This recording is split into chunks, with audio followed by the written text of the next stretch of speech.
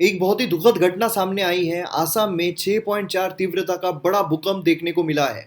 कई जगहों पर इसे 6 की तीव्रता का बताया जा रहा है, कई जगहों पर इसे 6.4 की तीव्रता का बताया जा रहा है। लेकिन ये भूकंप काफ़ी बड़ा है। इसका अंदाज़ा हम इससे लगा सकते हैं कि वेस्ट बंगाल के भी कई इलाकों में इसके जो झटके हैं वो महसूस किए गए हैं। यहाँ पर आप देख सकते हो नरेंद्र मोदी के द्वारा भी ट्वीट किया गया है आसाम के चीफ मिनिस्टर को रिगार्डिंग दी अर्थक्वेक। और इन्होंने कहा है कि यहाँ पर सेंटर की तरफ से जो भी हम मदद कर सकते हैं उसका आश्वासन यहाँ पर उनके द्वारा दिया गया है। यहाँ पर आप देख सकते हो कि जो बिल्डिंग है वो यहाँ पर टिल्ट हो गई है इन भूकंप के झटकों की वजह से। तो हम अंदाजा लगा सकते हैं कि भूकंप के झटके कितने तीव्र होंगे। यहाँ पर आप देख सकते हो कि जो रोड है उसमें क्रैक हमें देखने को मिल रही है, जिससे हम ये अंदाजा लगा सकते हैं कि ये जो भूकंप के झटके हैं काफी भयानक रहे हैं। देखिए, सबसे बड़ा सवाल निकल कर यही आता है कि अर्थक्वेक बेसिकली होते क्या है। अर्थक्वेक का मतलब है जो अर्थ है वो शेक होना शुरू होती है, वो हिलना शुरू होती है, क्योंकि अर्थ के इंटीरियर में से कुछ एनर्जी जो है वो रिलीज होती है। देखिए, हमारी जो पूरी अर्थ है वो अलग अलग प्लेट्स में बटी हुई है। ये जो प्लेट्स है ये कंटिन्यूसली मूव होते रहते हैं। और जब ये प्लेट्स एक दूसरे से टकराते हैं या फिर प्लेट्स का डाइवर्जेंस होता है या फिर प्लेट एक दूसरे से घर्षण करके निकलते हैं, उस टाइम पर हमें अर्थ के इंटीरियर में से एनर्जी रिलीज होती हुई देखने को मिलती है और जिसकी वजह से हमें अर्थक्वेक जो है वो देखने को मिलता है। अब देखिए, अगर हम भारत का ऊपरी इलाका देखते हैं तो ये जो प्लेट है कंटिन्यूसली मूव हो रही है और जो यूरेशियन प्लेट है जो हमें यहाँ पर देखने को मिलती है और जो इंडियन प्लेट है ये दोनों एक दूसरे की तरफ बढ़ती ही जा रही है। जिसका सबूत हमें देखने को मिलता है जो हिमालयन माउंटेन्स है वो फोल्ड माउंटेन्स है जो ये दो प्लेट्स टकराने की वजह से बने हैं। और जो हिमालयन माउंटेन्स है उनकी हाइट कंटिन्यूसली हमें बढ़ती हुई देखने को मिल रही है, क्योंकि जो प्लेट्स है कंटिन्यूसली एक दूसरे की तरफ जा रहे हैं। और इसीलिए ये जो इलाका है, नदन इलाका है, ये कंटिन्यूसली हमें वल्नरेबल स्टेट में देखने को मिलता है। और कौन सा इलाका कितना खतरे में है, कितना रिस्क पर है, इसके लिए हमारे यहाँ पर जोनेशन मैपिंग जो है वो की जाती है, जिसके तहत हम मैपिंग के जरिए देखते हैं कि कौन सा इलाका कितना वल्नरेबल है। तो इसमें अगर हम देखते हैं तो अर्थक्वेक के मामले में हम पूरे भारत को जोन 2, जोन 3, जोन 4 और जोन 5 इस जोन में यहाँ पर बांट देते हैं। जोन 2 में वो इलाके आते हैं जो हमें लो रिस्क पर देखने को मिलते हैं। जोन 3 में हमें वो इलाके देखने को मिलते हैं जो मॉडरेट रिस्क पर आते हैं।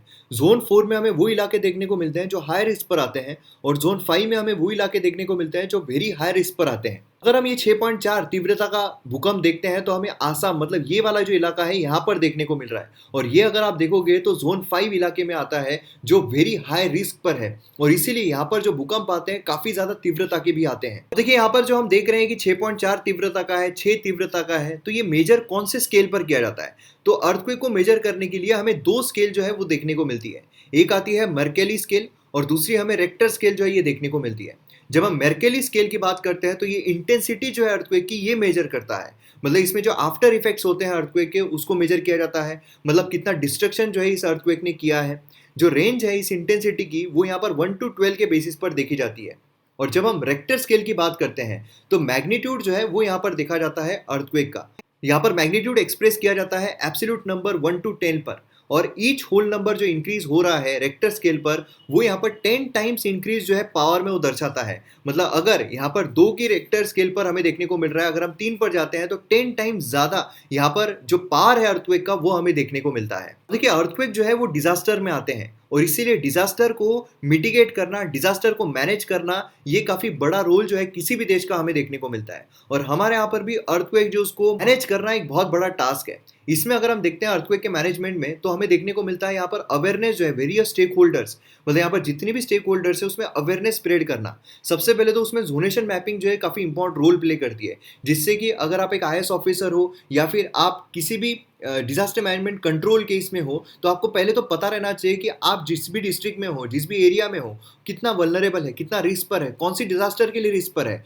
कोई एरिया ऐसे होते हैं जो अर्थक्वेक के लिए प्रोन है, कोई एरिया ऐसे होते हैं जो साइक्लोन के लिए प्रोन है, कोई एरिया ऐसे होते हैं जो फ्लडिंग के लिए प्रोन है। तो सबसे पहले तो हमें वो अवेयरनेस स्प्रेड करना पड़ता है, लोगों में भी अवेयरनेस स्प्रेड करना पड़ता है। यहाँ पर स्ट्रक्चरल मिटिगेशन मेजर जो है वो लेने पड़ते हैं। यहाँ पर जो अर्थक्वेक रेजिस्टेंस बिल्डिंग कोड्स है उसको यहाँ पर एनफोर्स करना पड़ता है, जिससे कि जो यहाँ पर संपत्ति है उसका नुकसान ना हो। अगर अर्थक्वेक आते भी है, रेट्रोफिटिंग, ये सारी चीजें हमें देखने को मिलती है। यहाँ पर प्रॉपर अर्थक्वेक रिस्पॉन्स प्लानिंग जो है वो की जानी चाहिए, जिससे कि यहाँ पर क्या होगा कि अगर अर्थक्वेक आता है तो कैसे हम रेस्क्यू करें, रिहेबिलिटेट करें लोगों को, कैसे हम यहाँ पर लोगों को जो फूड है वो यहाँ पर प्रोवाइड करें। जो यहाँ पर डिसेंट्रलाइज रिस्पॉन्स सिस्टम है वो यहाँ पर सही ढंग से रहनी चाहिए। मतलब ऐसा नहीं होना चाहिए कि यहाँ पर सेंटर जो है वही सब कुछ कर रहा है, वो कितना कर पाएगा। तो इसलिए यहाँ पर डिसेंट्रलाइज रहना चाहिए, डिस्ट्रिक्ट लेवल पर सारे काम जो है वो सही ढंग से होने चाहिए। ट्रेंड मैन पावर रहना चाहिए इस डिजास्टर को डील करने के लिए। एंड यहाँ पर जो भी हमारा नुकसान हुआ है उसको फिर से यहाँ पर बिल्ड करना, ये भी काफी इंपॉर्टेंट रोल प्ले करता है। तो ये सारी चीजें हमें अर्थक्वेक मैनेजमेंट के रूप में देखने को मिलती है। तो हम यही उम्मीद करते हैं कि इस अर्थक्वेक की वजह से ज्यादा जो ह्यूमन लॉस है वो ना हुआ हो, जो प्रॉपर्टी लॉस है वो ना हुआ हो। अगर आपने एमएम एकेडमी ऐप डाउनलोड नहीं किया है तो जल्द से जल्द कीजिए, क्योंकि यहाँ पर मेरे द्वारा बहुत सारे कोर्सेज लाए जा रहे हैं, जैसे कि डिजास्टर मैनेजमेंट का कोर्स अवेलेबल है, इंडियन पॉलिटी का कोर्स अवेलेबल है, modern history, ancient history, GS 1 2 3 4 सभी कोर्सेज आपको यहाँ पर काफी हेल्प करेंगे।